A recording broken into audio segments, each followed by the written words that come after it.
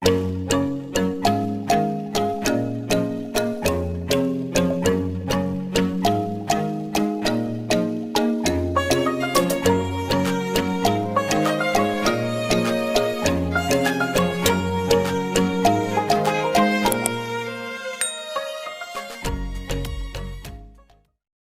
dijadikan alat bukti, bukan keterangan jujur tidaknya pengakuan orang yang mengaku jadi korban pemerkosaan itu. Sebenarnya kalau dalam kasus pelecehan seksual yang sekarang bukan pelecehan seksual lagi, berarti dia adalah pemerkosaan, itu letaknya bukan pada bohong dan tidak bohong. Kalau menurut pendapat saya, letaknya adalah apakah ada berkas atau apa namanya fisik tubuh yang bisa dianalisis oleh ahli yang bisa menunjukkan bahwa itu adalah sebagai barang bukti dan sekaligus nanti akan diubah menjadi alat bukti.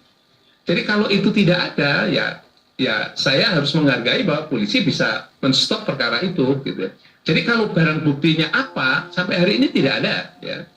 Barang bukti korban yang melakukan itu juga tidak ada, semuanya tidak ada, gitu. Terus kemudian kalau mengundang ahli apa yang bisa menjelaskan itu? Tidak bisa, bahwa itu bukan membuktikan bahwa dia menjadi korban perkosaan atau tidak, karena barang buktinya itu tidak ada yang bisa diubah menjadi alat bukti oleh ahli, begitu. Pengakuan Putri yang bersikukuh menjadi korban kekerasan seksual dari mendiang Yosua menyulitkan penyidikan. Pasalnya, Kapolri sebelumnya sudah mengumumkan bahwa tidak ada kekerasan seksual dalam kasus ini.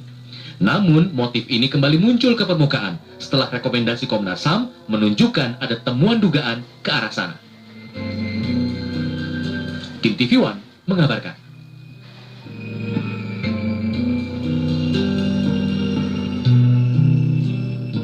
Sejumlah kasus pembunuhan di luar negeri bisa terungkap berkat penggunaan alat lie detector. Munculnya kasus kejahatan yang kronologi ceritanya hampir tak bisa dipercaya membuat pihak kepolisian setempat beralih menggunakan alat pendeteksi kebohongan untuk membantu. Berikut adalah beberapa di antaranya.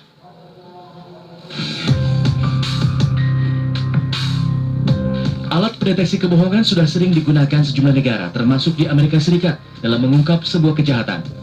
Munculnya sejumlah kejahatan yang kronologi ceritanya hampir tak bisa dipercaya, membuat pihak kepolisian setempat beralih menggunakan alat pendeteksi kebohongan untuk membantu. Seperti kasus Adrian Proud yang cukup aneh. Miliuner 47 tahun ini sebelumnya dituduh membunuh istrinya, Kate Proud.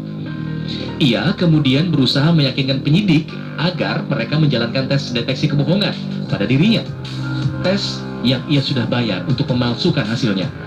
Namun ternyata hasil tes justru membuktikan Adrian berbohong. Belakangan diketahui Adrian membunuh istrinya untuk bisa bersama dengan kekasih barunya, Debbie Garland. Berkat tes uji kebohongan itu, Adrian pun kini dijatuhi hukuman seumur hidup. Kasus serupa lain yang terjadi pada David Pitts. Pada 2006 silam, istri David, Nicole Pitts, ditemukan tewas tanpa busana di sebuah hutan kota di Washington DC, Amerika Serikat. Ditemukan bekas jeratan di leher Nicole. David pun menjadi tersangka, namun ia terus berkelit membantah tuduhan itu. Memasuki masa persidangan, sejumlah saksi wanita mengaku memiliki hubungan asmara dengan tersangka David. David pun diminta menjalani tes yang akhirnya ia terindikasi berbohong. Dari pendalaman hasil tes itu, David diketahui sempat